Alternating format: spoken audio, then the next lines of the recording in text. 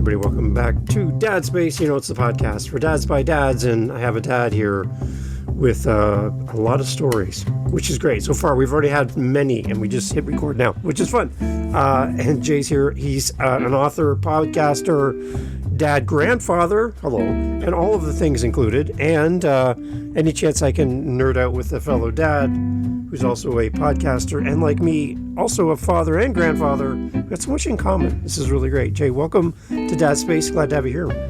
Thanks, Dave. I'm excited to hang out and nerd out. I think you might have used the right word for me there. Yes.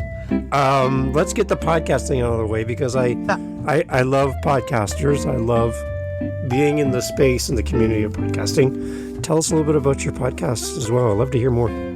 Absolutely. It's called the Okie Bookcast. It is, and that's O-K-I-E. I know a lot of you folks, Dave, you're in Canada. There's folks who don't know what an Okie is. That just means a person from Oklahoma like me.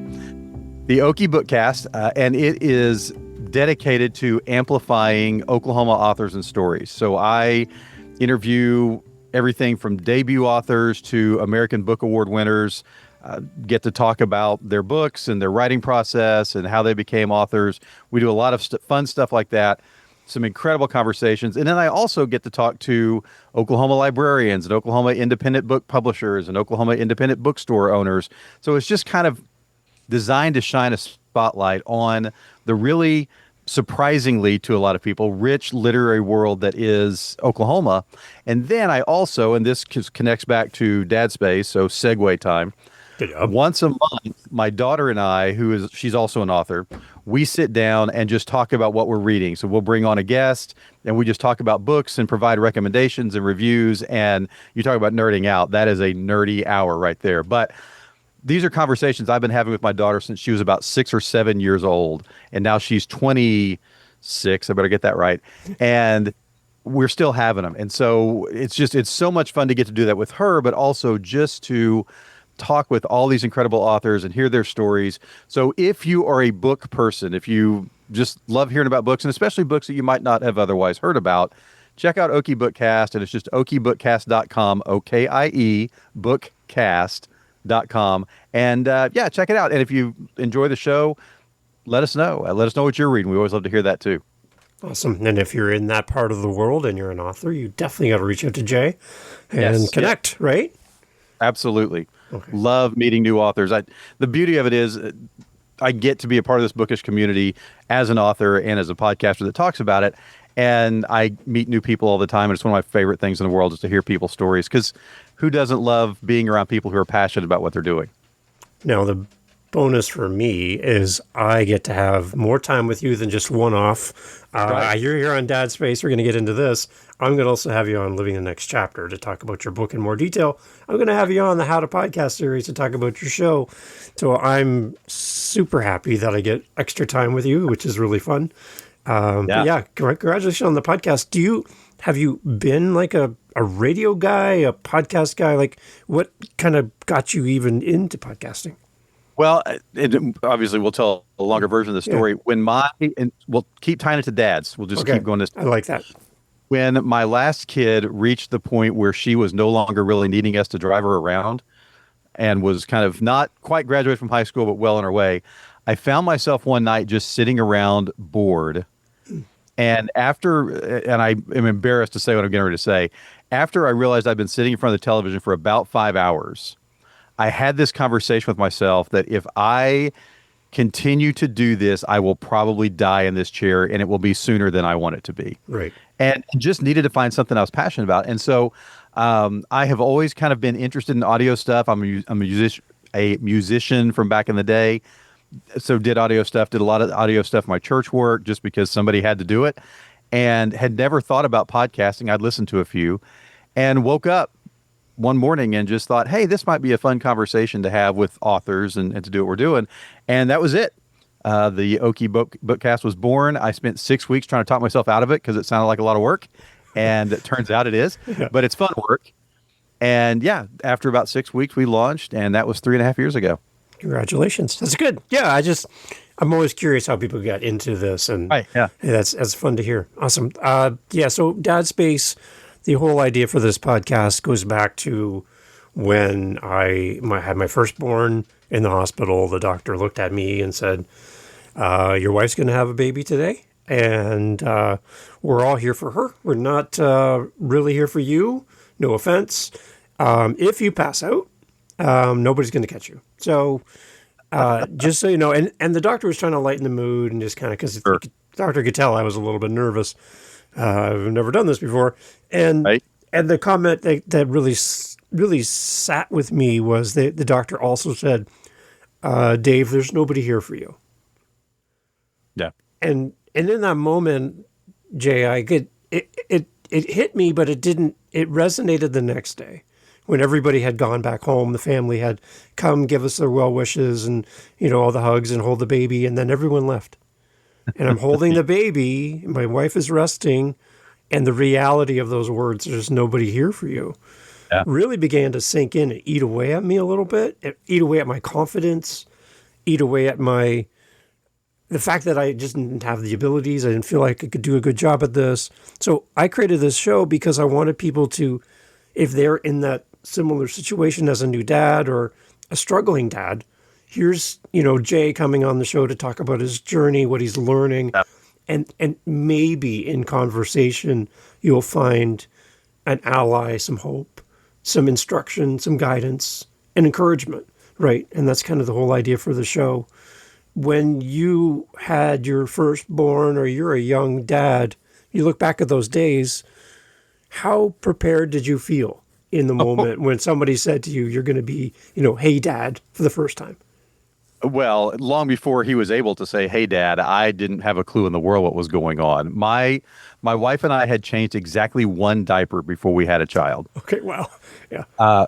Right. Yeah. Wow. Yeah. That's how prepared we were. We were babysitting for some friends of ours, which was also something we didn't do, but we felt like we couldn't say no. We were living in a small town, whatever. And so spent the night with this little guy, and he was a ton of fun. But seriously, when it came time to change diapers, we were like, who's on first? How are we going to do this? So fast forward to when my son was born. This I think is all the story you need to know about how prepared I was as a dad. My wife had a very, very difficult time. We almost lost both her and my son in the process of him being born. So she's obviously in bed, racked out, drugged up. She's not going to be participating in this thing for a day or two. They wheel Caleb, my son, in just to, be with. It's like 4:00 in the morning, and he needs a diaper change. And I've changed exactly one diaper, and that diaper was on a much larger child than my 9-pound newborn son. Dave, nobody told me, and I should be smart enough to know this, but nobody told me about what happens with little boys when you don't leave them covered. I'll just leave that there, right? Yeah. So, okay, right. If you don't know, if you don't have sons, then you don't know, and just count whatever blessings you can. So he does what they do. So now his shirt's wet. I'm exhausted. No idea what's going on. So I try to take his onesie off, and I realize I need 3 hands and I only have 2, and accidentally let go with the wrong hand. And he falls forward and hits his head on the pad. So it wasn't hard or anything. Yeah. It was this moment of, oh no, what have I done? And so he didn't cry. He just kind of literally looked at me. And I feel like in that moment, he was about 6 hours old. He looked at me and went, "That's how it's going to be?" And my response was, "Yeah, that's how it's going to be." And he is 28 now. And he and I still have that relationship. He just looks at me, kind of shakes his head a lot about, "Dad, what in the world?" So yeah, completely, long way to say completely unprepared. I'm not sure I'm prepared now, but I know I wasn't then.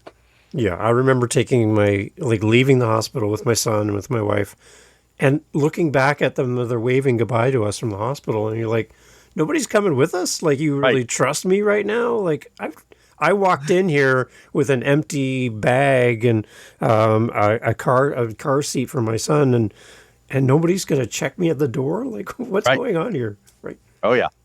But yeah, and you get home, and again, Kenda was sick, but thankfully she was really flat out for about 6 weeks. And so moms rotated in and out. Her mom, we were living in Texas at the time, so moms would come for a week and then go home and back and forth. And we were surrounded by an incredible community. We were the youngest people. We lived in this small town in Texas. We were the youth ministers at the church, and surrounded by this community of older adults who came and loved us well. Nice. And had been there and done that long enough to know you don't come and hang out, you come and help where you need to be helpful, and then you jet. Yeah. And so they would bring us food, they would run laundry, they would, just vacuum the carpet because they knew I was exhausted. Kenda couldn't really do much of anything. And so they just gave us this incredible gift of not offering advice, just offering help. And I think, when you talk about that deal that Dad, we're not here for you, that is the thing that I have taken away from my whole journey as a dad, is these men, for the most part, who have come along, who are a little further along in the journey, like you and I are now, Right. who have just pointed back and said, one, you're going to be okay. And to me, that was one of the greatest messages I could get, is that you're going to figure this out. He's going to be fine. You're going to be fine. Let's go. But also, in those tough moments, I had somebody that I could go to and say, I have no idea what to do with this. They're acting this way, or this thing is happening, or they're sick or whatever. And having those dads who could put their arm around me and just say, it's cool. Like, it's going to be fine. Yeah. And then provide some advice if they felt like it was needed. But for the most part, just that encouragement and just that word and that person in your life who says, you've got this. You don't know what you're doing, but that's okay, because there's lots of people who do, and kids are made of Nerf, and so they survive a lot of things. And this is the point of my book. The big story of the book is, if God has given us everything that we need for life and godliness, He has given us what we need to be the dads He wants us to be. And I can't tell you how much rest that gave me to know that even when I didn't feel like I knew what I was doing, if I was following God and walking in that relationship, that my kids were going to be okay, because the things I was doing, hopefully, were coming out of that relationship. It wasn't just me trying to be smart or wise or loving or whatever. Okay, so for those people who may listen to this and they don't really have a faith journey at this point, Sure. and they don't have that foundation you're talking about, Yeah. where's the hope? Where do they turn when that's not their default setting that you and I have? Right. Well, I think that's when you seek out other men who can be an encouragement to you. Right. Yeah, and that's a hard deal these days. I cannot express the gift that living in a small town in Texas for 5 years was to us as new parents, because there wasn't much else to do. And this is also the mid-90s. Internet exists, but only for a handful of people in the government and a few other folks. So the thing that people did was be together. And I know that sounds like an old guy talking about, we used to sit on the porch and watch the stars. And that wasn't the case. We had busy lives, but there was, because it was a small town, there wasn't a ton to do. There was this community of people. I will honestly say, I think that's harder for young dads to find now. I could find it in church. I could find it in other, town organizations that I chose to be a part of. I think we tend to be a little more isolated these days, or even the things that we do together. So I think about, I coach baseball, I coach basketball, did lots of things with my kids for a lot of years, and we're around those dads in those moments. And then the game ended, we all went home. Right.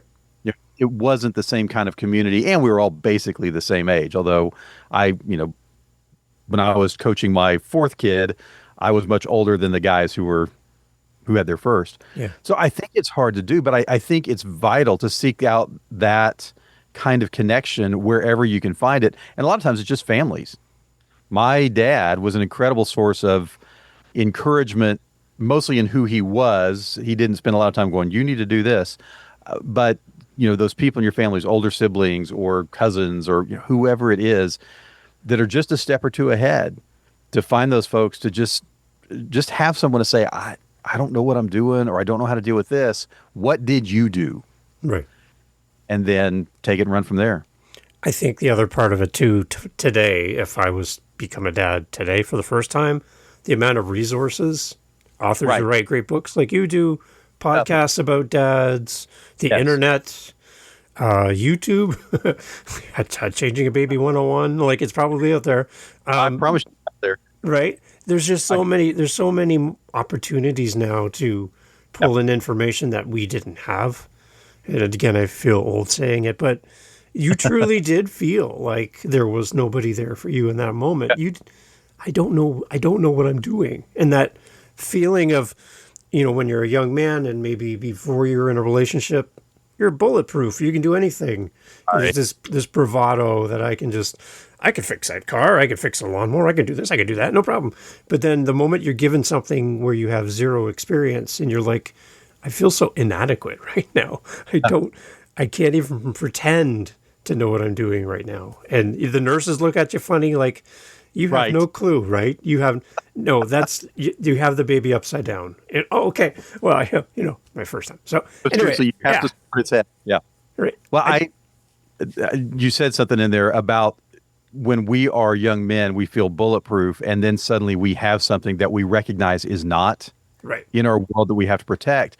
And I don't know why I flashed to this. Will Smith has a song called "Just the Two of Us" that's to the, he samples the original song from the 70s. But one of the lines he's talking about bringing his kid home, and took him forever to get the car seat in right because he was so worried about being able to protect this little thing that suddenly he had. And I remember that moment 4 times. I remember that moment of I am confident in myself that I can take care of myself, but I'm not just taking care of myself anymore. And I think that's the big shift, right? We shift from, if we're married, I'm not just taking care of myself, I'm taking care of myself, my wife, but she's a fairly independent and functional human being, so she's going to make it maybe in spite of me. But now I've got this third creature that is completely helpless. Yeah. That I've got to take care of and protect and help construct a life for. And that's kind of a daunting thing. It's cool. I mean, there's no greater opportunity in our lives, but it's also really, really daunting. Let's talk a little bit about, we're going to have you on Living in the Next Chapter to go in more depth about the book. Yeah, but sure. Let's talk about the book and how it's going to relate to the dads listening as a resource, and kind of what was the idea behind writing the book? How did this all come to be? Well, I think it comes back to the thing that you started with when we were talking about why you started this podcast. I found out that my son was going to have his first child, my grandson. Good. And when I heard that Andy was coming, I suddenly thought of all the things that I hoped my son knew, that he'd seen. We hadn't had a lot of conversations about this is how you be a dad. He just watched me for 25 years at that point be a dad. So I hoped he'd learn some things from that. And we're kind of a letter writing family. My wife's dad wrote a ton of letters to the kids when they were certain ages. So I thought, okay, I'm going to write him some letters and just here are the things so that when you need them, they're going to be there for you. And as I wrote them, I realized not only was Caleb getting ready to have his first child, but I knew a lot of guys who were either having their first kid or had a couple of young ones. And it was just this thing of, I want to encourage those dads because we don't get a lot of that. There's a joke, and it's funny and not. If you are a person that goes to church and you go to church on Mother's Day, you hear, we honor you, we love you, we would never make it without you. And then you go to church on Father's Day, and often the sermon is some version of, boys, we need to talk. Yeah. It's all the things that we've not quite done right, which may be deserved, but still, there needs to be a voice that says, you've got this, you're okay. And so that's really what I wanted him to know. So the very first words in the book are, your child has a perfect father, it's not you, and this is good news. That you don't have to have it all together because, and again, from that faith perspective, God does. Yeah. And he's that father that your kid needs. So what the book is 10 essentials for becoming the dad your kids need. And we just walk through love and faith and joy and thankfulness and service and presence, just all these different things, talking about what they are, what it looks like. But my goal is to write a really practical book. And so about a third of each chapter is just application. How do you build these things into your life as a dad, but also begin to work to build them into the lives of your kids? So what does it look like to sit around the table and talk about joy or exhibit joy in front of your kids? What does it look like to teach your kids how to serve? And some of that is just as easy as, don't let your mom empty the dishwasher. You go do it without being told, right? Interesting. And dads, we have to exemplify that first, because it's not helpful if we say to the kid, hey, go unload the dishwasher. They need to see us doing it because they learn far more from who we are than from what we say. I mean, that's just the reality. So this idea of learning these things, building them into our lives, but also being very intentional about there are little eyes and ears watching and listening to everything that we do. And as we are intentional about building these things into our lives, we can also be intentional about helping them begin the process of building them into their lives. So I hope it's a really, really encouraging book. I also hope it's challenging. And I've heard from dads, it's given me a lot to think about. I hear from dads all the time that they are putting some of these things into practice. And so some of the conversations that we encourage them to have around the dinner table, or, I took my son with me when we went to this shelter to feed people, whatever, to just get those conversations started within families and to help busy dads in wild times just take a pause and realize in all the things that I'm doing, I also need to be loving, and I need to help my kids learn how to be loving. And I'll stop here.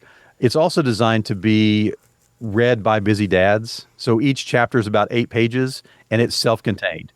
So it really is designed to be read over about 30 days. There's a little devotional in there as well to just give you time to stop and pause and think about stuff. And again, I hear from dads, that's the perfect amount of time, because you can read 8 pages in 10 to 15 minutes and then stop and go on with whatever you're doing. But even in that 10 to 15 minutes, you're getting something that's encouraging and hopefully helps drive you forward.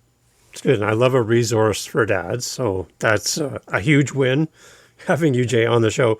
And the idea that it's a daily companion as well. Like it travels with you and you can come back to it. And you might read something, you might read one chapter 1 month, and then the next month you come back and read the same words again, but you're a different person. Something's happened, and so you're going to get something different out of that as well.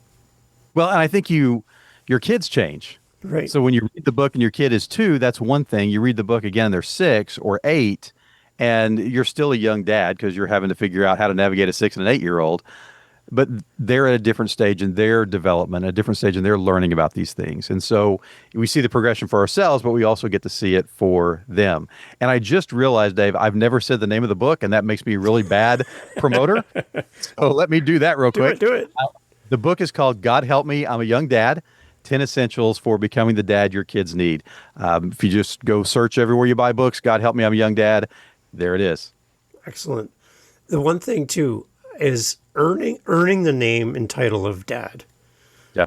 The moment my firstborn was born, and I didn't pass out, by the way, the moment my son was born, and the doctor looked at me and said, "Congratulations, Dad." Yeah. And that was the first time anybody's ever called me that. Yeah. But I knew that I haven't lived up to that name yet because I've been a dad for 10 seconds. Right. So I know, but it's interesting because in the eyes of my kids, as they were young, they saw me as a complete dad. Right. But I was a very incomplete dad. I was learning how to be a dad in front of them, making tons of mistakes. Again, still feeling inadequate, still feeling like I don't have it all together. But my kids saw me as the complete package of dad. Right. But I always wanted to have a resource or somebody in my corner to kind of keep me going forward, moving forward and learning. When did you find that you actually attained the title dad? When did it come for you? When your kids got older? Like, where was it for you? I think it was different with each of them, because I have 4 kids. I think I've mentioned that at some point along the way, and they're all very different, as kids are. And I think there are moments where that child engages you as dad rather than just source of thing I need. That really kind of causes that shift because, early in the process, you are trying to keep them alive, right? Your job is to feed them, to change them, to bathe them, to do all those kinds of things. Somewhere in that process, they begin to interact with you in a way that is other than they interact with everybody else. Right. So when your mom comes over to take care of them, or, a babysitter or a cousin or whatever, they don't care. Like, as long as somebody's changing me, whatever, I'm good. But there is that moment where they don't want anybody, they want you. And I think those are the moments. We're doing that right now. So we were talking before we got on. My grandson has been staying with us for the last week. Yeah. And he's 2.5. and he thinks I'm the coolest thing on earth because, I play with him and then he goes home. But there have been some moments over the last few days where he's looked up and realized that mom and dad aren't here, and that's who he wanted. If he falls down and hurts himself, or something just doesn't go the way that he feels like it ought to go, that's who he's calling for. Right. And I think when I felt that from each of my kids was the moment that I was like, okay, I'm dad again, because I'm dad to them. It's easy. I think you said it well. It's easy to have that title because we have done the thing that is necessary for a child to be put into the world. Mm-hmm. That child is here, but that status of dad is a very different thing. And I see that. So my youngest is adopted. She was abandoned at birth, basically. She's Chinese. She was abandoned at birth. We got her at a year old. And for a lot of days, I was this weird guy who didn't look right, sound right, smell right. I mean, she hadn't seen many men. And the only man she'd seen really was the doctor who came and gave her shots, and she didn't enjoy that guy very much. So it took a while for her to decide that I was okay. Wow. But when she did, right, that moment that she crawls to me or chooses me over the other people around, now suddenly even though I know I'm her dad, I feel protective and dad-like towards her. Now she is acknowledging that back towards me, and that's the moment, right? Wow. That's the thing where you go, okay, yeah, I get it, because now they get it too. Well, that's an amazing story, Jay. I love that visual of her choosing you in the moment, right? Wow, that's powerful. Well, and I am my dad, the guy that I call my dad, is actually my stepfather. He married my mom when I was 3-ish and adopted me almost immediately. And when I think about who my dad is, I don't think about the biological person that contributed to my existence. I think about the guy that taught me how to throw a baseball and tried to teach me how to hit a curve, never very successfully. And, all those, taught me how to drive a car and ride a bike. That's my dad. And I get to choose that, and I get to engage him in that way, even though biologically there is nothing connected to the two of us. Wow. Okay. Building that relationship with your kids over the years, they're all different. Right. I have 3 kids. None of them are the same. You think the second one's easy because you already did it once, but the second one is completely different than the first one, and everything is different. So you throw all that out the window. Your relationship with them is different at different ages. Yeah. All at the same time, different stages, and you're kind of navigating all of these things at once. Yep. What kind of things did you do early on, for the dads listening, to build connection with your kids, one-on-one, you and them? Any special things that you did on purpose with your kids? I just showed up. So that was the story with my dad. My dad was in the car business. And this is in the car business in the 70s and 80s. So it was, you go to work at 8, you come home at midnight, maybe. So there were a lot of days where I didn't see him, but everything I did, he showed up for. He tried to coach football one year because he wanted to be a part of that. And he made every game he could. He made every, and I was a musician, which he did not understand at all, but God love him, he was there, right? Every play, every musical, every choir concert, every band concert, he sat through and then went back to work a lot of times. So I had that model in my life of somebody who showed up. So that's what I wanted to be for my kids. I wanted to be around as much as I could. And I was very fortunate that I was working in jobs where I could leave during the day and go do things. So I could go to school functions and I could go to whatever. I was home at night when they were home. But I also, as they got a little bit older, really tried to be intentional about finding things that they were into that either I was already into or that I could get into with them. So I mentioned my daughter that I do the podcast with. We've been reading books together forever, and she's been writing books since she was 6 or 7 years old. Not great ones then, just to be clear, but we were, engaging that thing of books together. And I have a son who is a basketball player through high school, and we were into basketball together. My other son was a baseball player. We were into baseball together. I made sure to coach those as much as I could just to be around. And I also, when I was a younger dad and they were young, I set in my heart that I would not tell them no if they wanted to go do something with me. So if we were hanging out in the living room and my son wanted to go shoot baskets in the driveway, we were going to shoot baskets in the driveway. It didn't matter how tired I was. And I know that I'm privileged to be able to have done that. I get that. But when Hannah wanted to read a book, we read a book. When my younger daughter was really into, like, amazingly, Star Wars and Marvel movies and things like that, and so she wanted to watch that, again, I sacrificed and sat down and watched Star Wars with her. That's so kind of you. Yeah. Hard, shooting baskets, like, oh, the things you suffered through.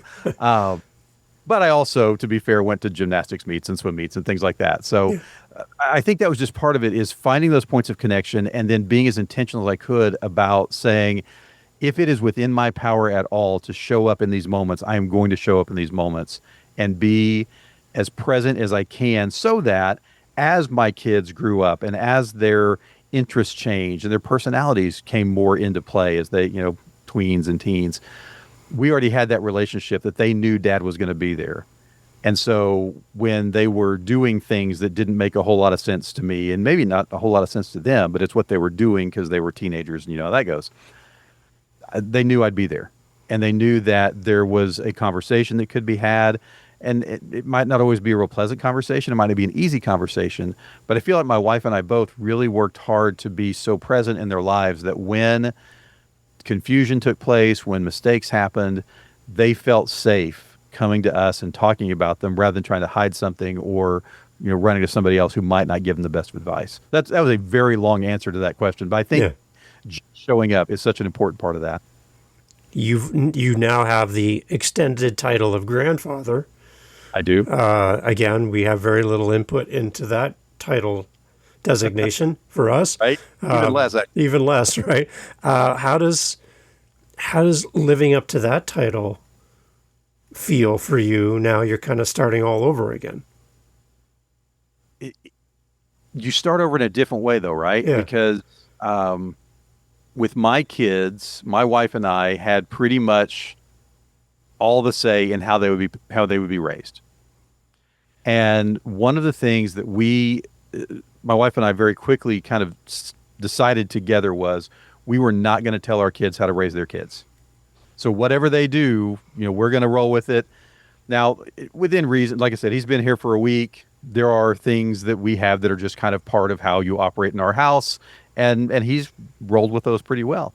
But nap times and what they're going to eat and how they eat and do they use a spoon or not, I mean, that kind of stuff, we just sit back.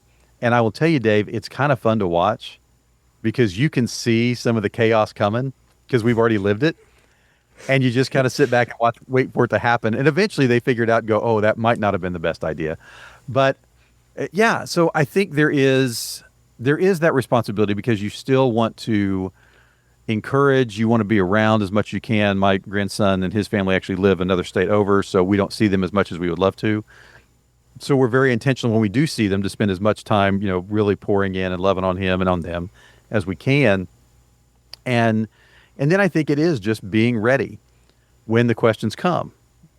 What do we do with this? Or what happens here? Or he fell and hit his head. Do we need to be worried about it? And being able to engage with them as parents, because apparently you never stop parenting. They move out of your house and they do whatever they do, but at 28, you're still helping out. You're still dad, which is awesome, by the way. I love parenting young adults. It is so fun and funny a lot of the times because they don't know what they're doing. But it's getting to be that person in the life of your kids, but also now that person in the life of your grandchild. And I will tell you, just like when, I felt like my kids chose me, when he now, because he's becoming verbal, but even for about a year, when he sees me, when he sees my wife, he wants on the ground and he's running to us because he recognizes us as significant people in his life, just not another person that works in the nursery or whatever. Right. And it's the coolest thing ever, right? When they run to you and they choose you and they're yelling your name, and man, it didn't get much better than that. Wow. I think that's going to be part of the title of the episode, when your kids choose you. Yeah. I like that. I like that. Yeah. As you kind of work through your journey as a dad, what kind of things stand out for you? Great memories when your kids are small? Is it family trips? Is it big celebrations? What kind of things did you guys do to create memories for your kids? My wife's family, two things here, and it is about going places with them. My wife's family, um, her granddad built a house on a lake, not about a couple hours from here, intentionally built a big old house because he had several kids. He wanted a place where the whole family could come together. That was 53 years ago now. My wife's dad bought a house down the street from that one on the lake so that over time, even as the families got bigger, we could still be there together. So that has become a really significant place, even now in the lives of our family, where so many things have taken place, birthday parties, and we baptized one of our kids in the lake with everybody, Nice. family and stuff around. But also, my wife's family, all of her life, went and vacationed at a ranch in Colorado. And so for a week, every year, we would go away with all of her family, with our kids. And cell phones don't work there. So there's no way to there's no TV. Like, you just go and you ride horses and you hike in the mountains and you do this kind of stuff. And with each of my kids in that space, I have had the opportunity to go do something with just the two of us. So one year, my youngest daughter had just had surgery on her elbow. She couldn't ride horses. She couldn't really go hiking. So she and I just spent the week running around, hanging out together, just walking around. She's, I don't know, maybe 10 or 11, and just had a blast, just being together, hanging out, talking, being silly, because that's kind of our thing.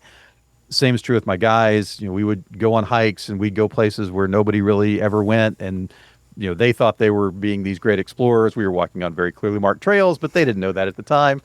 So I think it's those kinds of moments that you look back and you see the pictures. And even now, my youngest daughter right now is working at that ranch. That's where she is. Huh. My younger son is working as a cowboy at another ranch not far from there because of his experiences at that ranch. But I think it's those kind of things. And then honestly, Dave, when I stop and think about my kids, which is frequently, I think, I remember just really, really normal days, or, something that happened in the midst of, and so I saw something on Facebook the other day about when my younger son pitched for the first time. And it was like one of these deals that we needed somebody. Hey, Nathan could probably get it over. Let's go. And it was great. Like, he had a great outing and he was scared to death, but everything went well. And that's not one of those like monumental, we have the ball from the first, wasn't that kind of thing. It was just a normal baseball game and we needed somebody to pitch and he showed up. But 16 years later, I remember that because it was something we did together and we kind of got through together. So I think that's the stuff that I remember, is just, it's building things, it's going places, it's serving, it's sometimes just hanging out. I think that's how you build a life, right? The joy of being present with your kids as much as you can is that you don't have to have big events. Right. Yeah. Have moments. Yeah. Moments can just happen when you're sitting in the living room and you're wrestling around, or you're, playing basketball in the driveway, whatever. And again, I recognize as I say this, that I have been greatly blessed to be able to do it. But I think those are the moments that stick with me. And being intentional with your kids, right? Leveraging that time, understanding that your kids are going to go to college one day. They're going to be working on a ranch someday. They're going to be away from your house. I think the one thing, Jay, that I struggled with when all my kids left and moved out of the house, turning us, my wife and I, into empty nesters, was that I would never have that feeling and sense of shutting the lights off at night, locking the front door, and everyone's under one roof. Yeah. Yeah. Right? And you just climb into bed, and that feeling of everything's good. Yep. To know that wouldn't be a reality one day. Nobody really explained to me how that would feel. Right? Right. And right. I'm like, it felt so weird to know that my kids aren't under my roof tonight. And I don't know what to do about that as a dad, Right. as an empty nester. How did you navigate that? It's interesting. As we watched our kids take off and do all of their things, there's obviously sadness about it because they're not going to be under your roof anymore. But there's also, to me, there's this joy of knowing that they're doing things that they love. So my son, who's a cowboy, lives in Colorado. He's 9 hours away. We will probably see him 4 times this year for a couple of days, because you don't get days off when you're a cowboy on a ranch because the cows have to still be fed. And so there's a part of me that's very sad about that because I love him and want to be in his life as much as I can. But here's the beauty of the age in which we live.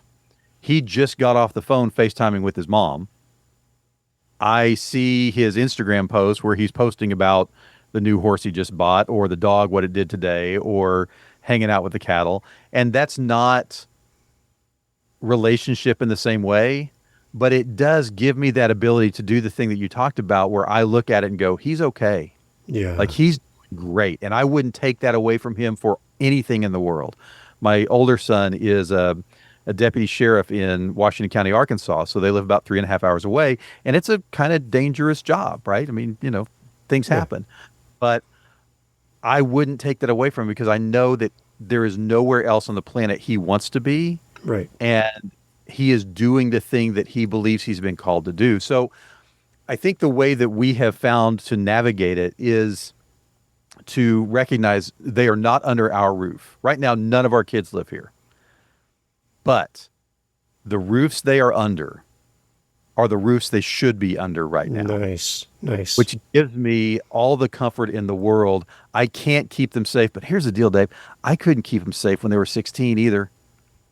They're just, the world is what it is. And so, yes, when I lock the door and they're in, like, nothing bad can happen as long as they're in this house. But at 16, they weren't in the house very often. They're out doing the thing. Climbing out the window or something. Yeah. Right. Yeah. Hopefully, Never not. that. Yeah. We did. I don't know about it, and I'm fine with that.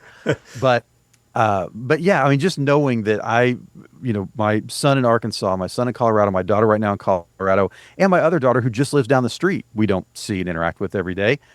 But knowing that the lives that they have, and that's why I was talking about parenting young adults is so fun, the lives that they have, the things that they're doing, I wouldn't want to trade any of that to have them close to me.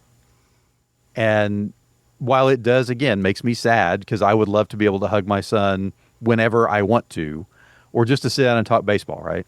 I can't, and that's okay. Yeah. Because he's out there doing this wildlife that I can't begin to imagine, feeding cattle when it's 20 below and there's, having to break the ice on the water and whatever. But he loves it. And so I wouldn't want to take that away. Mm-hmm. And I think we reach a point, and this is one of the things that drives it home. It's not about us. It's not about me and what I want, right? They get to have their lives, and we raised our kids to be independent. And unfortunately, it worked. And so now they're out there doing their thing, which is super fun to watch, even from a distance. Father's Day is coming up in a little bit. As a time of recording. For you, Jay, your ideal Father's Day. If you could map it all out, you could have anything you want. Oh, the wow. whole world is yours. You can have whatever you want. For me, it's going to include waffles. But anything you want on Father's Day, really right design for me your ideal Father's Day. This is going to sound so lame, but whatever. My ideal Father's Day, I'll tell another story because this is what I do. When my oldest was about 14 or 15, we took all the kids to Disney World in Florida. And, all the Disney World things, and so much fun, and watching them ride rides and meet Mickey Mouse and all that. But there was a moment at Disney World where we were sitting around the table having, I don't know, frozen lemonade or whatever, kind of halfway through the day, and it was hot. And we were cutting up and laughing so loud that people around us were like looking at us and kind of askant, like, oh my gosh, look at how rowdy they're being. And we weren't being rowdy, we were just being us. My perfect Father's Day would be a version of that. Where, if it could be anything, anywhere, we would be in Colorado. We would go hiking in the morning when it wasn't 1,000 degrees. We would get up on a rock somewhere that looked out over mountains and rivers and lakes and whatever, and we would spread out food. And honestly, it could be anything. I'll take some waffles. Yes. And we would sit there and laugh and hang out and cut up together. When you ask about moments, those are the ones that I remember. It's just us being together, and I don't need a lot of stuff. I'm not a big like, hey, let's go do all these kinds of things. I'd just be completely cool being with them and, doing something that we enjoy, being outside, hiking around, and then just sitting around and laughing so loud that we annoyed the people around us. I love it. I think that's a great visual as well. Yeah, it's so fun. And waffles. And of course, you got to have waffles. Like that's, I told my wife I'm subtly hiding words in my podcast over the next few episodes. Just so when she listens, she'll be like, okay, I got it. Waffles. That's amazing. So annoying. But yeah, that's what I do. It works. Absolutely, yeah. It works. Jay, again, tell us again about your podcast. We'll have a link for everybody to come and listen and fall in love with your show. And again, the book as well. So podcast is Okie Bookcast, OKIE Bookcast. And you can find that at okiebookcast.com. I'm also all over social media, all the places you can think of at Okie Bookcast. I'm real easy to find and love connecting with people and talking about books and waffles and dad life and whatever else. The book is called God Help Me, I'm a Young Dad, 10 Essentials for Becoming the Dad Your Kids Need. And you can find it in all the places that you buy books, primarily on Amazon. But you can also find it on my website, jhallwriter, WRITER.com. And there's links there for buying it in different places in ebook or paperback. You can also get signed copies there. And if you're interested, I also do discounts for bulk orders. So if you have 10 young dads in your life that you want to encourage, click on that link, connect with me, and we will get some to you that way. Excellent. Jay, thank you so much for taking time to talk to the dads and share your dad stories. I think that's great. And in advance, happy Father's Day to you. And I hope you have a great day where you get to celebrate you and your family. I appreciate it, Dave. Thanks for having me on. And dads, just keep showing up. That's what we do. There you go. And your kids will come to you. They'll pick you. I love it, Jay. Thank you so much. Thanks, Dave. So thanks for being here. Thank you for listening to Dad Space. I really, really appreciate you being here. If this is your first time or you're coming back and back and back, it's great. Now, I am on a mission to talk to as many dads as I can through the show and connecting with you. You get to hear my voice by pressing play. I want to hear your voice by going to dadspace.ca and leaving me a voice message. I'd love to hear from you. And I'm on a mission to talk to 5 dads every month. 5 dads. 30 minutes maybe, tops, where we get together and just talk about maybe what you're getting out of the podcast, maybe how I can serve you in the content or with guests or topics, and just to hear from you. To hear from you as a listener would be outstanding. So go to dadspace.ca. There is a link right there where you can click on it and you can jump into my SpeakPipe link. It leaves a voice. You can leave a voice message, which comes to me in an email. I can respond to you directly in voicemail, or I can have you maybe even come on the show as a guest. It's completely up to you, whatever you feel comfortable with.